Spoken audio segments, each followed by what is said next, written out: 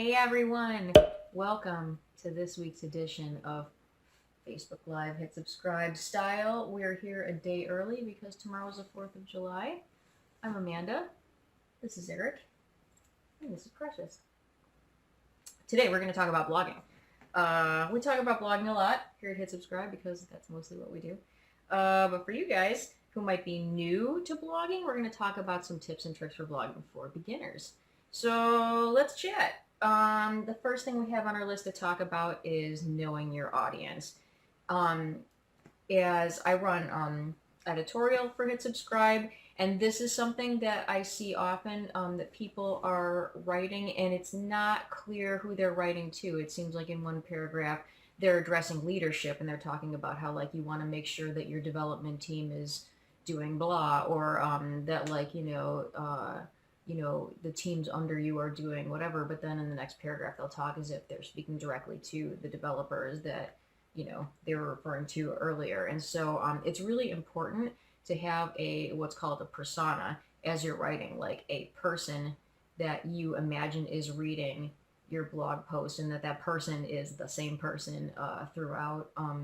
Eric, you want to talk about anything related to this from like your perspective?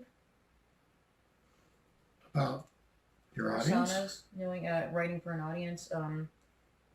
You should write to a human being. Mm-hmm.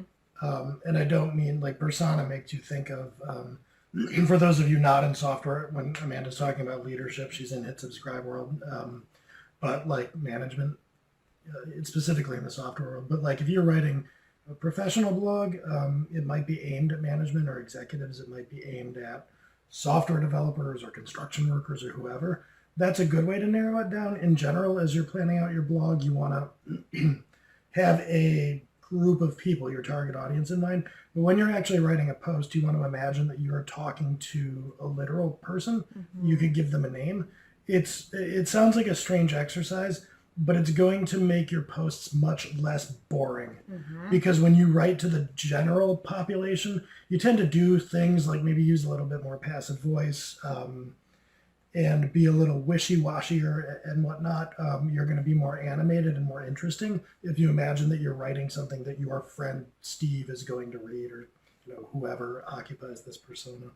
I like that very much. It's also kind of like niching. Like you might be afraid of alienating some possible audience members if you're only writing to that single person, but really what you're really doing is speaking exactly to who you're going to be speaking to. And you're right that naturally if we're imagining writing to a person, we start to explain things more conversationally, which is really valuable in blogging, explaining things the way that you would explain them to a friend.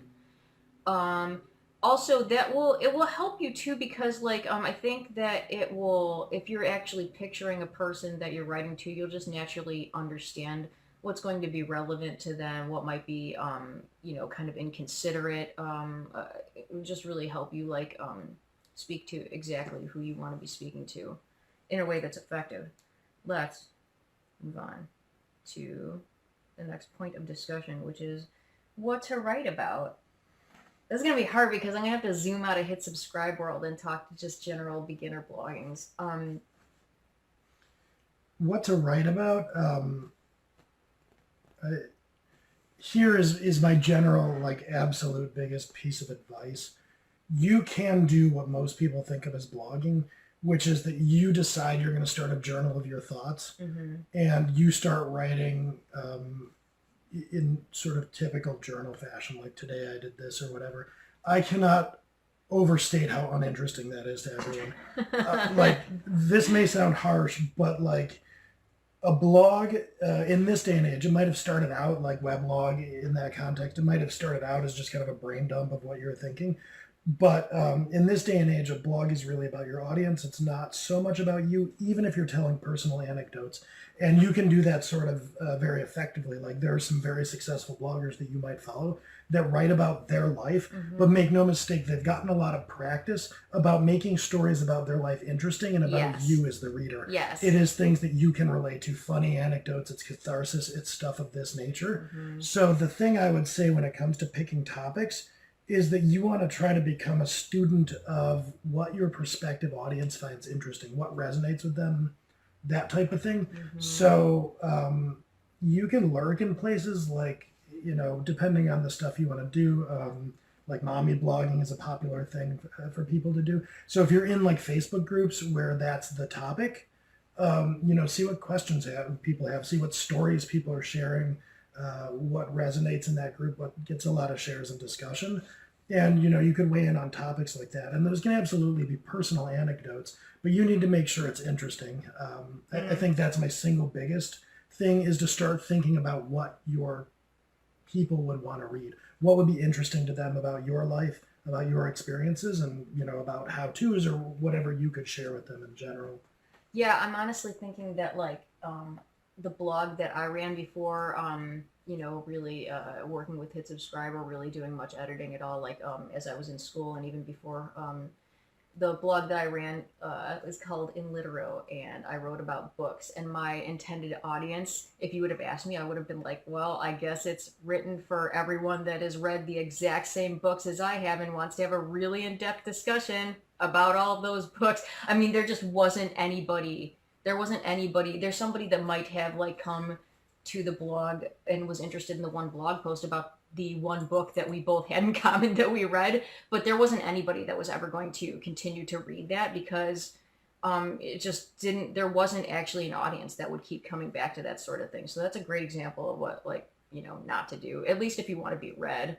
If you just want to put your thoughts out there, that's another thing entirely. But you probably already know the way that you want that to look because you're your intended audience. I learned by kind of doing it both ways. Like I've been writing at least one blog for a decade. Yeah. And that blog started out as just kind of whatever I felt like writing about. And now it's come full circle just because when I write to it, I don't really have any agenda. So I just write about whatever. And people still follow that. But what I learned over the course of time is it took me a while to build up an audience. And that's because it was sort of a crapshoot. Like sometimes I'd write these, often cathartic about my workplace, like screeds. And those would go viral. They'd make it up on popular share sites like Hacker News. And what I learned over the course of time is maybe once I had built sort of a fan base of my blog, people found me and my adventures interesting. But what they really found interesting about those posts that went viral was seeing themselves in it, frustrations with their boss, the way I had frustrations with mine, or, seeing something, I forget some of the various diatribes that I would write, but it was really in the end about them. And I learned that inadvertently over years because I started to see patterns in what would get really popular and a lot of engagement and what would just kind of, writing some miscellaneous thing about my week. You can build an audience by, if you're really interesting and the things you're writing about happen to really resonate, you can lock into that. But honestly, most people aren't that interesting. Yes. You have to pick the stories and the things about yourself that are going to be of interest to other people. I really enjoy that. Thank you. What else do we have? How often to write? I honestly have. I don't like actually know the answer to this anymore. I mean, we used to recommend once a week, but like I'm not even sure if that's appropriate anymore. It's going to depend on the kind of blog you want to build. So for most people watching, especially if you're coming through like social circles for Facebook, you probably want to write a blog that's sort of fun for you to tell different stories or, I don't know, recipes or things about health or whatever people want to do. If your goal is to build an audience, a following, how often you write is the more the better, but it can be as little as maybe like monthly, as long as you show up regularly. Because the thing that's going to stop you from building a following is if somebody, and like anybody out there, raise your hand if this is you start a blog and you post like 4 articles in like a week and a half, and then you stop, and then you post one 6 months later, and then one a year after that. If I go to that blog and I see that, I know what's going on. It's somebody who makes abortive attempts periodically to blog. I'm not going to keep coming back. Why would I? There's, no guarantee of content. But if you post a blog post every Tuesday night or, every month on the 15th, then as a reader, if I see a long pattern of that, I know that if I check back, I can keep expecting new content. So if you're looking to build a following, it's that consistency that's the biggest deal. If you're looking to do more of a commercial interest blogging kind of thing, where maybe you're going to hustle affiliate links, or you're going to, do ads or product reviews, or you're looking to do the new hotness, which is to be an influencer. If you're looking to do commercial things, then the answer is as much content as you can, as much as you can muster up. If you're going to build a blog like this, just load it up with content. But if you're new to writing, you're going to burn out. Yeah. So before you just start furiously typing blog posts, you want to lay out in that situation all the different posts you're going to write, and then pace yourself. Yeah. So I think, generally in all cases, it's really about the consistency and having a plan and sticking to that plan. Yeah, I almost think too about like, saving up for a rainy day, the way you would with money. You do it with your blog too. Like, get a calendar, get some kind of app on, your computer or even a physical thing, and write down your posting schedule, and then load up, like pre-write all those posts, and instead of just like publishing them like crazy, schedule when you're going to post them. Say, Monday, Wednesday, Friday are my posting days. Here's all the, backlog of posts that I've already written in my, flurry of enthusiasm. And, I'm set for a couple months. So, like, when I, if I feel like my creativity is kind of dried up, I have some stuff put away for the rainy day fund. Yeah, you know what else? If you have one of those sporadic blogs, just go in and change the publish dates to look regular. I mean, I'm not kidding. If you're serious about then creating content on that same cadence, go back and make it look like you publish those posts once a month or something. Yeah. Come to hit subscribe. Publication date. Learn how to cheat. We'll teach it's you. Not really cheating. It's not, yeah. What does it matter? They're old posts. Mm-hmm. Is there any time you would recommend doing that, like, as a strategy, even if you already have a lot of content, like changing the dates on posts? Yeah. Yeah, I mean, this is more of an advanced tactic, but if you're running a blog with a commercial interest in particular, you are going to be drawing people in through what's called organic search. People are going to be Googling things, and they're going to find your site. If you're doing this commercially, you want to principally be targeting that mode of bringing people in rather than followers. And in that case, in order to maintain your rankings in Google and the other search engines, they love fresh content. Mm-hmm. So you want to be going back and updating your popular articles so you don't lose your edge. And when you're doing that, if you go and, add another 40% word count to an existing post, you can absolutely go in and change the, last edited date or published date or whatever. I would definitely do that. Okay. Thanks. I like when you answer my questions as well as listeners' questions.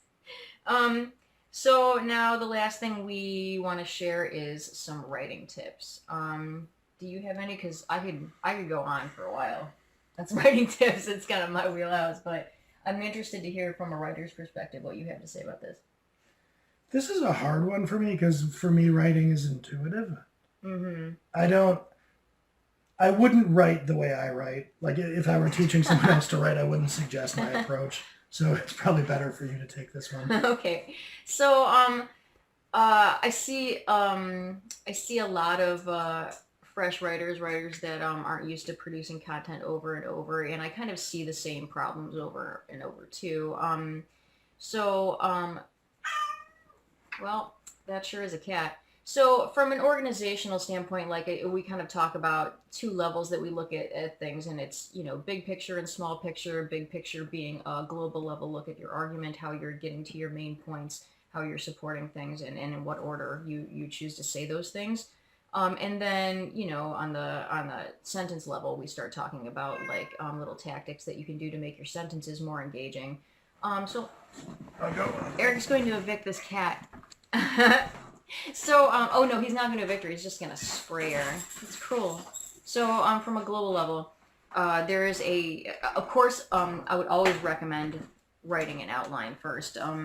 Lots of people don't like doing that. Lots of people, it reminds them of being in school and doing 5-paragraph essays and feeling like it's really cramping your style. But the thing is, if you sit down and you were like, I am now going to write a blog post, it's really easy to get stuck. And once you have that outline in place, you've done a lot of the upfront work, and you can start to focus on your sentences a lot more, and you can kind of, get a bird's eye look at what your argument's going to be, and get a little bit more creative with the language that you use, rather than really trying to figure out both things at once, both the sentences that you're going to share and the argument that you're going to share. If that's not the way that you best work, and you really just like to sit down and set out a blog post. Oh, I guess if we're talking about beginners, here's something essential. You need subheads. Like, you have to have subheads. You gotta have subheads. What's a subhead? A subhead is, well, if you've read a blog post, you've seen it probably. If you've seen something and it's just a wall of regular same-looking text with occasional paragraph breaks, doesn't have a subhead. If you look at there and there's a break with a big bold, if we're gonna subhead. What does subhead stand for? I don't know. Subheading. It's a heading. Oh, what's a heading? Anyway. If somebody's a new aspiring blogger, you are using a term they do not know. All right, that's fair. So I'm talking about outlining. I'm talking about laying out these sections that you're going to be writing, and each section should prove one singular point. So yes, subheading. So if we're going to say the subheading of this part of the Hit Subscribe Facebook Live is writing tips. So imagine in bold letters and larger text, writing tips, and then I write down everything that I'm saying here. So, subheads. So if you don't like to write your subheads ahead of time in that outline format, then what you can do is you can sit down, write your post, and then go back and look at each one of your subheads and say, okay, what's the point of this section? And what was my main point of the article? What do I want to prove with this post? And how does the subhead support that? And you should be able to really clearly go back and, if you got your main point here, take each subsection, go back and say, this is exactly how it relates to this. This is how I'm building my point bit by bit. And you can also kind of get an idea of how your argument is flowing and see if anything seems like it's out of place, like something would be more powerful at the end that you started off with. Stuff like that. So that's what I call a backwards outline. Very useful tool. We got some cat action. She's like trying to eat a cardboard box. She's trying to eat a cardboard box. I wish we could share the comic relief with all the folks. Anyway, so tip number 2 from a global lover perspective, you need to have a sentence in there that's going to say, this is what the blog post is about. I mean, I guess maybe the exception is if you're actually doing diary type of writing and you're saying like, well, here's my day. But even then, it gives the reader a feeling of like kind of coherence and like, everything's tied in a nice neat bow if the post is about one single thing. I think it's not so much that it's what the post is about, it's why will the reader benefit from reading this? Like what will the reader be able to do at the end? That's, if you're writing a blog post, you should have something in the beginning, unless you get into sort of different literary styles and you have an audience that trusts you enough to bear with you through an aside at the beginning of a blog post. In the beginning, you want to make sure that the reader understands in the first paragraph or 2 why their life is going to be better at the end of the post. Okay. So, like, if it's a how-to, what will the reader know how to do? If it's a definition-type post, what are they going to understand? And if you, I do think it's really valuable, especially in a tech blog post, to tell the reader exactly what they can expect from what's going to come. But yes, I think why they're going to be better for it is clutch. And if you're thinking about this from if you've already written, and that's kind of how you started, a great place to look for that is what you've kind of naturally written in your conclusion about what your main takeaways, or what the reader's main takeaways are going to be. Let's see, other writing tips. As far as readability, break up your posts in lots of ways. Use images, use bullet points, use numbers. You'll take note of the things that make you keep reading and keep you engaged while you're scanning through blog posts, and think about how to use those on your own. And I guarantee you will notice if you come on a blog post and it's a wall of text and there isn't much breaking it up, you will feel differently about reading that blog post, even if it's by a great writer that you really love and that really like captivates you. You will feel much different about reading that post than if you go to a post where you have a short intro,